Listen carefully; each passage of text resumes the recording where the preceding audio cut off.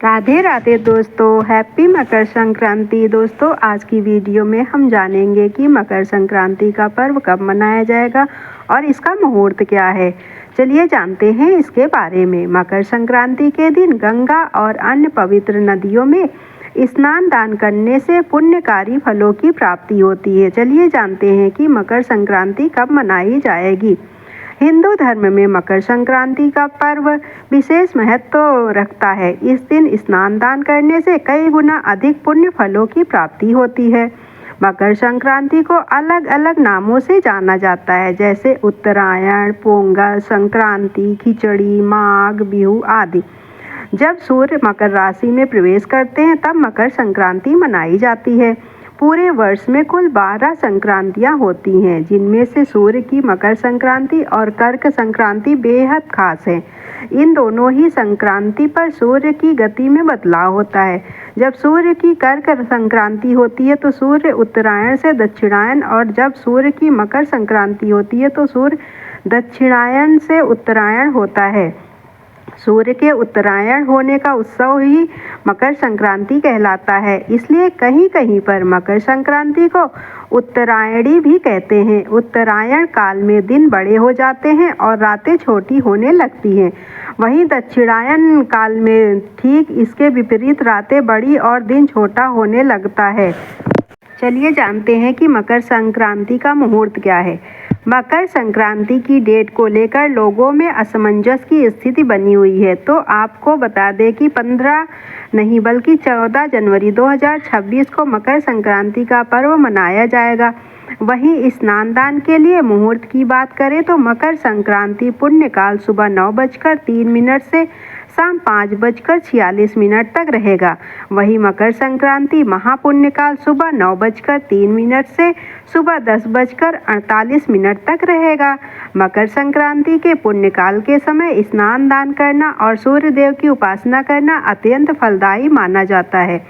मकर संक्रांति के दिन पुण्यकाल के समय दान पुण्य जरूर करें।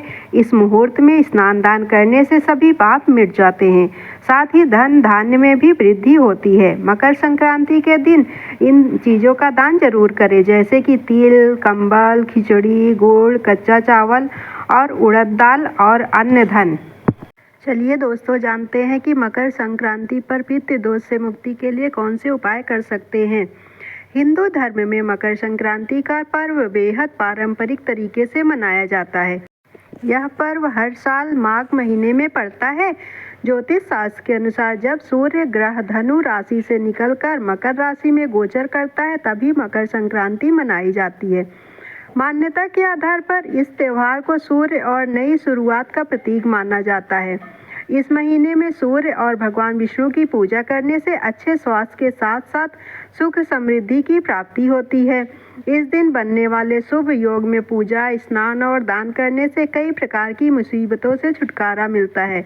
वही जीवन में सुख, शांति और समृद्धि आती है। इसके साथ ही मकर संक्रांति का पर्व कई प्रकार के दोषों को भी दूर करता है। ऐसे में आज हम जानेंगे कि मकर संक्रांति पर पितृ दोष दूर करने के लिए कौन से उपाय करने चाहिए। कब है मकर संक्रांति? ज्योतिष गणना और हिंदू पंचांग के अनुसार साल 2026 में सूर्य ग्रह मकर राशि में 14 जनवरी को गोचर करेंगे। गोचर का समय दोपहर 3:13 पर होगा। इसी वजह से मकर संक्रांति 14 जनवरी को मनाई जाएगी। इसे नए साल का सबसे बड़ा त्यौहार माना जाता है और मान्यता है कि इस दिन गया दान और स्नान का विशेष महत्व होता है। मकर संक्रांति का स्वरूप। भारत के लगभग कई राज्य में मकर संक्रांति मनाई जाती है। सभी जगह इसे अलग अलग नाम से भी जाना जाता है। गुजरात में इसे उत्तरायण के नाम से जाना जाता है, पंजाब में इसे लोहड़ी, असम में माघ बिहू और तमिलनाडु में इसे पोंगल के रूप में मनाते हैं। इस दिन कई राज्यों में लोग पतंग उड़ाते हैं, वहीं कई जगह खिचड़ी बनाने का रिवाज है। बता दें कि इसी दिन से सूर्य दक्षिण की ओर से उत्तर दिशा की ओर बढ़ता है और इस प्रोसेस को ही उत्तरायण कहा जाता है। हिंदू धर्म में ये समय बहुत शुभ माना जाता है। मान्यता है कि इस दौरान गंगा और यमुना जैसी पवित्र नदियों में स्नान करने से सारे पापों से मुक्ति मिल जाती है। साथ ही इस दिन किए गए दान से पुण्य भी मिलता है। पितृ दोष से मुक्ति के उपाय। मकर संक्रांति के दिन सूर्य को जल देते समय उसमें काले तिल और लाल फूल डालें। यह सीधे पितरों को तृप्त करता है। इसके अलावा ओम पितृदेवाय नमः मंत्र का जाप करते हुए पितरों का ध्यान करें। मकर संक्रांति के दिन गाय, कुत्ते और कौओं को भोजन खिलाना चाहिए। माना जाता है कि पितर इन रूपों में आकर अपना भाग ग्रहण करते हैं। शाम को घर के दक्षिण कोने में एक दीपक पितरों के नाम से जरूर जलाएं। मकर संक्रांति पर पवित्र नदी में स्नान को महत्वपूर्ण माना गया है। माघ स्नान करने से पितृदोष का प्रभाव कम हो जाता है।